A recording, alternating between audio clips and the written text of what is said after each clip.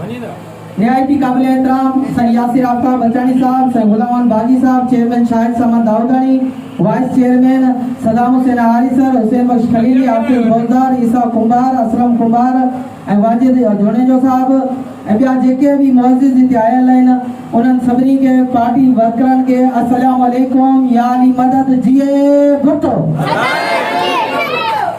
जिए भुट्टो, जोशो करो सां। साईं यासिर साहब, ये आवाम दिसो कोड़े रह जाने जी, ये आवाम दिसो एडी बरसात में पाकिस्तान पीपल पार्टी सां एतरी मोहब्बत कंदी है जो एतरी वसंतर बरसात में 5 बजे का वठी ते मौजूद आहिनि ऐं भुट्टे जे नारनि सां ई गूंजदा रहिया आहिनि इन्हनि जी ज़ुबान ऐं हिते बीठा आहिनि ऐं अञा ताईं पुख़्ते इरादे सां बीठा आहिनि।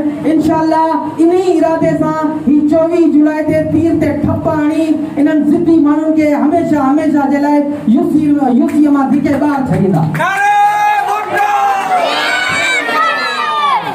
छो त कुछ माण्हू ये चवन था तो ई जेके आहिनि इन्हनि सां गॾु उन्हनि में को चङो न आहे, असां सां चङा न आहिनि। तव्हां ॿुधायो तव्हां सां कहिड़ा चङा आहिनि? ही राज ॾिसे पियो, ही मीडिया वारा दोस्त ॾिसनि पिया त चङा माण्हू कंहिंसां गॾु आहिनि ऐं सुठा माण्हू कंहिंसां गॾु आहिनि, सच वारा माण्हू कंहिंसां गॾु आहिनि ऐं तव्हीं पंहिंजी अञा ख़ातिर, पंहिंजे ज़िद ख़ातिर, पंहिंजी सीट जे लाइ पार्टी डिमांडूं कयूं, पर पार्टी वर्कर पार्टी जियालो पाण खे न सरायो। छो त पार्टी वर्कर पार्टी जियालो कुर्बानी ॾींदो आहे, डिमांडूं न कंदो, पंहिंजी क़यादत ते डिमांडूं न कंदो।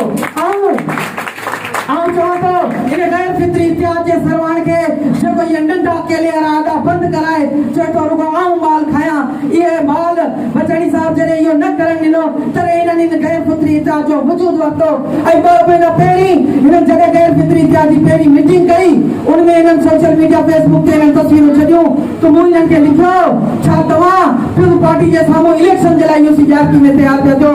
अगरि थियो पिया त असीं अॻे ई कारकुन तयार आहियूं ऐं असीं हमेशा तयार रहंदा आहियूं। असांखे को बि टारगेट हिट नथो करे सघे। असां बुर्दबार आहियूं, असां बुर्दबार आहियूं, असां दिलेर माण्हुनि जी फोर्स में आहियूं। बिलावल भुट्टो जा फौज जा सिपाही सभु दिलेर आहिनि ऐं तूं गाॾियुनि खे पेट्रोल बि ॾींदो हुजे हिते पंहिंजे हणा वणाई कारकुन ख़र्च करे प्रोग्रामनि में ईंदा आहिनि।